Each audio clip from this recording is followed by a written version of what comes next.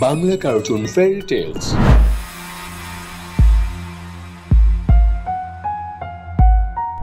এক ছিল এক দেবী, নাম তার আগুনমুখী। আর ছিল তার ছেলে, নাম তার বীর। শক্তপোক্ত গড়নের বলি তার নাম বীর। পৃথিবীর মানুষের দেখাশোনা করত তার মা আগুনমুখী দেবী। মানুষের বিপদ আপদে সাহায্য করার জন্য তার ছেলে বীরকে সে বীরের মতোই বড় করে তুলতে লাগল। একদিন সাগর তীরের ঝাউবনে বীর ছেলে তীর ধনুক দিয়ে খেলা করছে। এমন সময় সে তার দিকে ধেয়ে আসছে এমন একটা আওয়াজ শুনতে পেল। সে দেখতে পেল সাগরের পানি থেকে একটা বিশাল ঈগল ছৌ মেরে বড়সড় এক রূপালী মাছকে তুলে এনে তীরে আছড়ে ফেলল।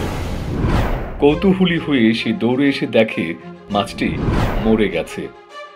সে তখন বুদ্ধি করে মাছটিকে ফালা ফালা করে কেটে গ্রামবাসীদের বিলিয়ে দিল। রাতের বেলা সবাই মিলে যখন মাছের টুকরাগুলো খাচ্ছে, তার মাথায় তখন এক বুদ্ধি চেপে বসল। পরদিন সকালে সাগর তীরে পৌঁছে মাছের চামড়াটাকে সে রোদে শুকাতে দিল। চামড়া শুকিয়ে এলে মজা করার জন্য সে ওটা গায়ে পড়তেই তার দুপায়ের জায়গায় ধীরে ধীরে মাছের লেজ গজিয়ে উঠল। তারপর সে পরিণত হলো এক বিশাল রূপালী মাছে। এর পরপরই সাগরের বিশাল ঢেউ তাকে পানির মধ্যে তলিয়ে নিল। কিন্তু কিছুক্ষণ পর হঠাৎই পানি ছেড়ে লাফ মেরে উঠল সে। মনের আনন্দে খেলতে থাকলো সাগরের বিভিন্ন প্রাণীর সাথে। একদিন হঠাৎই মা আগুনমুখী আর তার গ্রামের কথা মনে পড়ে যায় তার। সে আর থাকতে না পেরে পানিতে লাফিয়ে লাফিয়ে সেই সাগরের পাড়ে চলে এলো। মজার ব্যাপার, পানি ছেড়ে তীরে আসতেই সে মানুষের রূপ ফিরে পেল। আর মাছের রূপালী চামড়াটা সে বালু খুঁড়ে এক জায়গায় রেখে আসলো। তারপর মায়ের সাথে দেখা করতে গেল সে। মা তাকে ফিরে পেয়ে খুব খুশি হলো আর বলল, মানুষজনকে দেখে রেখো বাবা, সামনে ওদের মারাত্মক রকমের বিপদ। আমি জানি তুমি কেবল ওদের তা থেকে রক্ষা করতে পারো। যাও, দেরি করো না। সাগর পাড়ে আসতেই এক বয়স্ক দূত বীর ছেলের কাছে ছুটে এলো। সে বলল, পূব দিকের দ্বীপে এক বিপদ এসে হাজির। তুমি ছাড়া আর কেউই এই বিপদ থেকে আমাদের রক্ষা করতে পারবে না।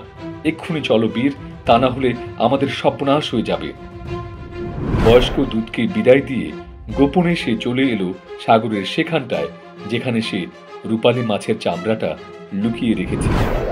চামড়াটা পরেই সে ঝাঁপিয়ে পড়ল সাগরে।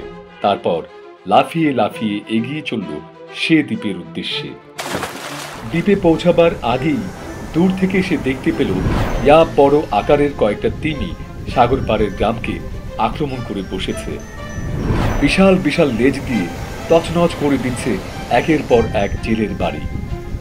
সে পৌঁছবার পর মানুষের রূপ নিয়ে দেখে বাড়িঘর সব শেষ হয়ে গেছে। চারদিকে শুধু ধ্বংসস্তূপ আর ধ্বংসস্তূপ। সে জানতে পারল কাগাই নামের এক ভয়ানক তিমি আর তার দলই এর জন্য দায়ী। বীর ছেলে তখন প্রতিজ্ঞা করল, যে করেই হোক এর প্রতিশোধ নিতে হবে। আমি তোমাকে যে করেই হোক খুঁজে বার করব কাগাই। পরের দিন বড়সড় এক ডিঙ্গি নৌকা করে সে পানিতে ভেসে চলল। অনেক খুঁজল সে শয়তান তিমি কাগাইকে, কিন্তু পেল না। একসময় মাঝ সাগরে এসে পৌঁছাতেই সাগরের পানি থেকে বিশাল এক তিমি ভেসে উঠতেই বীর ছেলে বুঝে গেল সে কাগাই না হয়ে পারেই না। বীরকে দেখতে পেয়েই কাগাই তার দিকে বিশাল মুখটি হাঁ করে এগিয়ে আসতে লাগল। তা দেখে বীর তার হাতের বর্ষা ছুঁড়ে মারল কাগাইয়ের কপাল বরাবর। ওটা গিয়ে তার কপালে গাঁথলেও কাগাই মস্ত হাঁ করে তার দিকে এগিয়ে আসতে থাকে। উপায় না দেখে বীর তখন এক লাফ মেরে কাগাইয়ের অন্ধকার মুখের ভেতরে ঢুকে যায়। কাগাইও তাকে গিলে ফেলে আর ডুব দেয় অতল সাগরের মধ্যে। এদিকে কাগাইয়ের পেটের মধ্যে বীর তখন ভাবছে কি করে এখন উদ্ধার পাওয়া যাবে এই বিপদ থেকে। সাথে সাথে সে তীর ধনুক থেকে আগুনের তীর বের করে ছুঁড়ে মারতে থাকে কাগাইয়ের পেট বরাবর। ঘন ঘন অগ্নিতীরের আঘাতে একসময় তিমির পেট এফোঁড় ওফোঁড় হয়ে যায়। আর এই সুযোগে লাফ মেরে তিমির পেট থেকে বেরিয়ে আসে বীর যুবক, বীর ছেলে। আর কাকাইকে বাঁচাতে আসা অন্য তিমিরা ভয় পেয়ে দূরে পালিয়ে যায়।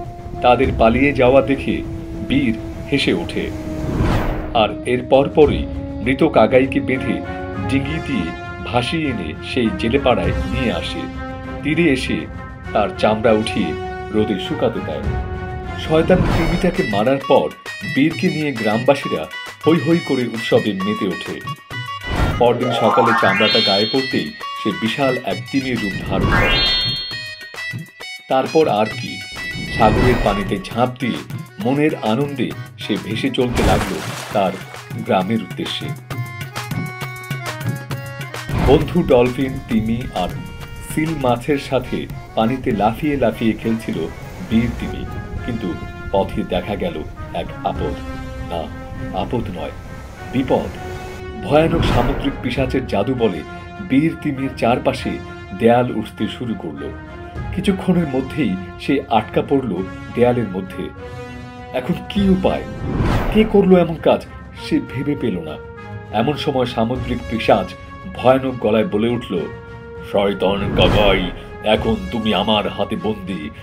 তুমি বহুবার আমার মুখের শিকার কেড়ে নিয়েছিলে, এবার আমার প্রতিশোধের পালা। বীর তিমি বুঝল সামুদ্রিক পিশাচ তাকে শয়তান তিমি কাকাই মনে করে বন্দী করেছে। সে সাথে সাথে তার কাছে রাখা রূপালী মাছের চামড়া পরে রূপালী মাছের রূপ নিল আর সুযোগ বুঝে দেয়ালের জানালা গলে টুপ করে বেরিয়ে গেল। সামুদ্রিক পিশাচ শুধু দেখতে পেল একটা রূপালী মাছ জানলা দিয়ে বের হয়ে গেছে। সে তা দেখে কোনো সন্দেহ করল না। ভাবল এমনিতে একটা মাছ বুঝি আটকা পড়ে গিয়েছিল ওই ঘরে, সে এখন বেরিয়ে যাচ্ছে। পিশাচকে ফাঁকি দিয়ে মনের আনন্দে বীর তিমি একবার তিমি তো আরেকবার রূপালী মাছ হয়ে সাগরের পানিতে দাপাদাপি করতে লাগলো তার বন্ধুদের সাথে। আর এই দাপাদাপি দূর থেকে দেখতে পেল তার মা আগুন মুখী।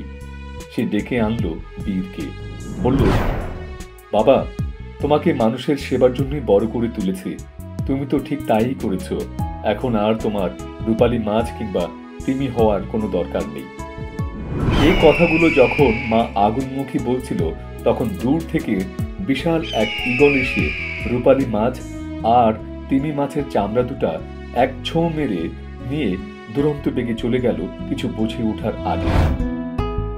আগের মতো কোনো মাছের চামড়া না পড়ে তাদের রূপ না ধরলেও বীর কিন্তু আগের মতোই মানুষের বিপদ আপদে সবসময় এগিয়ে যায়।